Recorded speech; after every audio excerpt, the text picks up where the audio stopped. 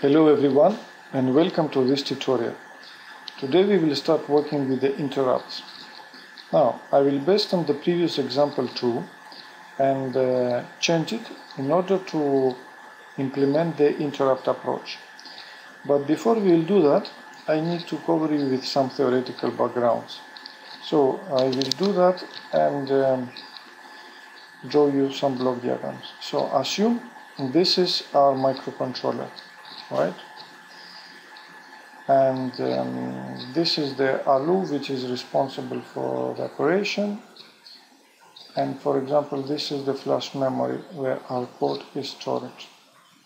So it has, for example, one block unit which is responsible for the interrupts, right? Now in the source code, if we want to use different interrupts which is available on the microcontroller, we need to declare it at the beginning of the source code, right? And then in the rest memory we write our code, right? In the example number 2 we have just the reset vector, and there our code starts running from this line. Now what we want to do in this example, I want to use the same pin, the PB0,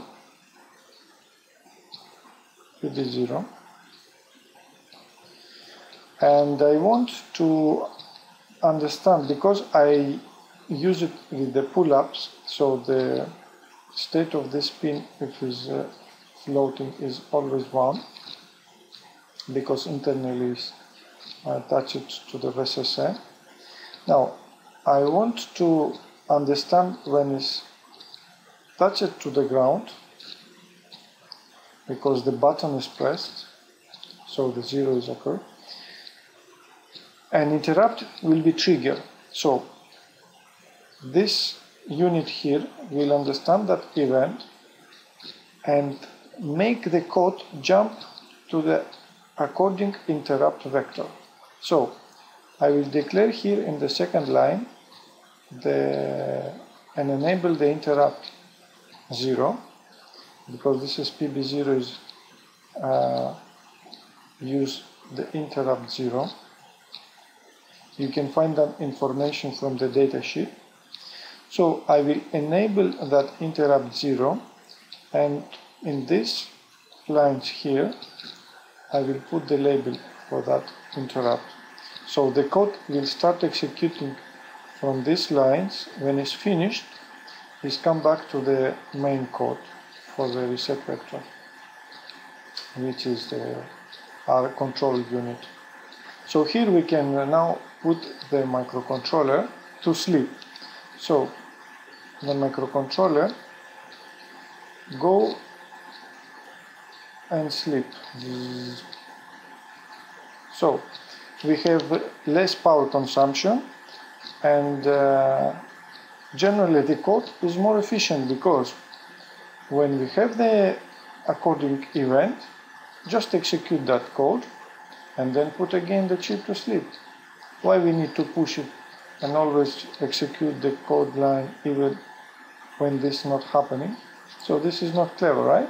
So by using the events through the interrupts, we can execute that event when it's needed and then put the microcontroller all the rest time to sleep. So now we will do that in the source code. If you open the example number 2 and copy paste in the new folder, like here example number 3, and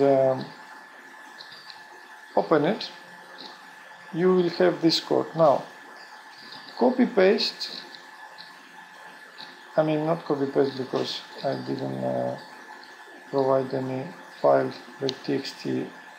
So just try these lines, right, from this file, and I will copy actually that new file to that project. and open it in the assembler in AVR Studio. Now let me explain you here the new addition. I also declare here that the interrupt 0 enable, this is the name which I will prefer to use instead of this. You can use this one if you like. No, I prefer to use this one, so I can understand that the interrupt 0 is enabled.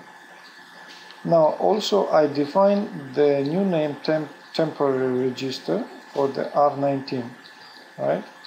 Now, so this is the new tool declaration here. Then I shift the code. Before it was like that, so I shift it to the right, all the commands. So the label is left from the left side, and the commands is shifted by tab to the right. Now, before we have just the org to 0, and then it jump to the reset vector. So it jump here, and then execute this line. Now we also add the org int 0 address. So when this event happen, it will jump to the interrupt 0 label and execute that code. Now, if we come back to the reset, we keep the same settings here up to this line, and then I enable also, so I write these two lines. I enable the interrupt 0, so this line here is written to the R19, and then R19 was written to the EIMSK register, and it was enabled with this way. We enable the interrupt 0. Finally, I also write this command say, which is enable the global interrupt. So in this way, microcontroller now will monitor any interrupts which have enabled and do the according operation through this interrupt vector table. So if the interrupt 0 will be happen, it will jump to that part of code and execute it. Now, after this command, the code is continue to the main loop, so it's going and execute the sleep. So the chip is going and sleep now, because, for example, we don't do anything with the PB0. The PB0 is not touched to the ground. So and the chip in that, if this happen, is just sleep. If the event happen, usually the first command which is executed is NOP. The NOP is important to write it immediately after sleep, because sometimes you can have problems if you just execute some code here. So usually after sleep, always put one command NOP. This NOP is actually don't do anything.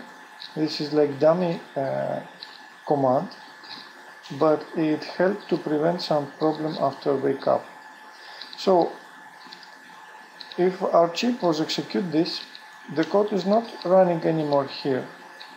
The code, the microcontroller by itself is just put the command execution, this command execution, to stop. It is like nothing is running anymore. It's just sleeping. The CPU is sleeping. The MCU,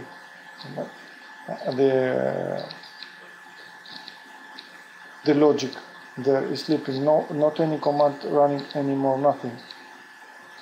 Now, if event will execute it, and in our case is through the PB0, then the chip wake up, it execute that command, and then it jump to the according interrupt. Because in our case we just implement the interrupt 0, it just jump to that label. So the code is jump here.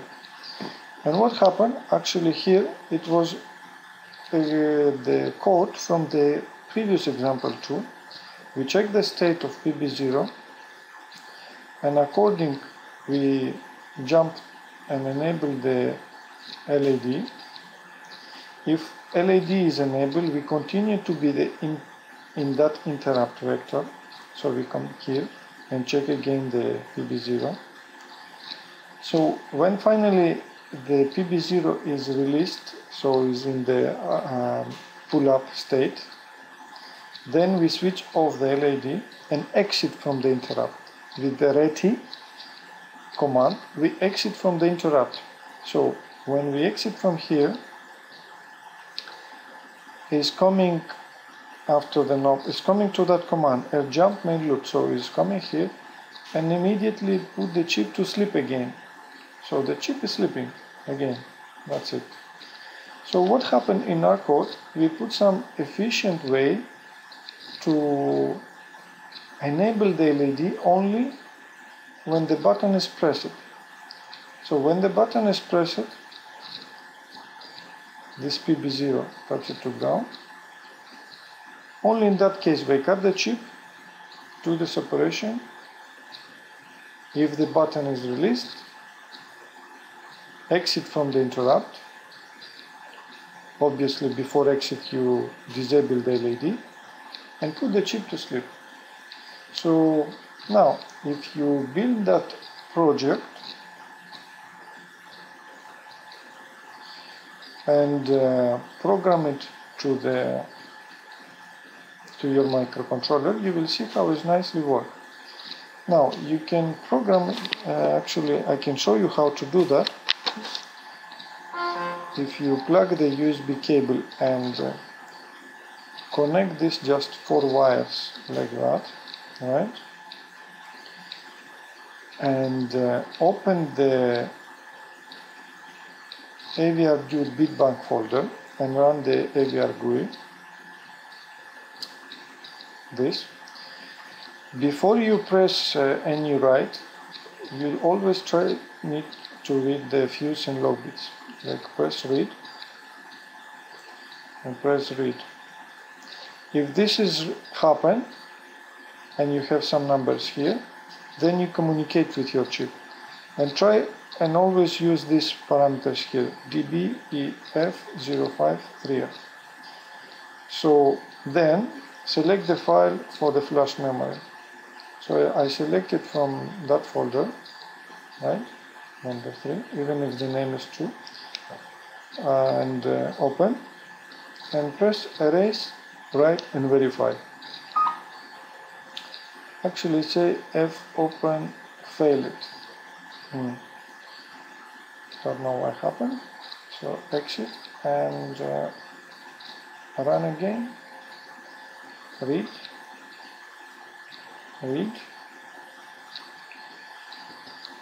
Select that file and try again. Erase and write. Okay. So now I write the program to the microcontroller, and you can try to see if you touch this pin to ground, your LED should be blinking, turn it on, and if you take it out, it will switch it off. Okay, so this is the tutorial number 3. I hope you understand the idea of the interrupts and the efficient of the sleep. And also you need to download the datasheet for the AlphaTough Mega 328P. It has a lot of information for all the extra blocks which we will start using in our next tutorials. At the moment we just use the reset and the interrupts. In the next tutorial we will start covering some other blocks on the microcontroller. So Thank you for watching, and see you next tutorial.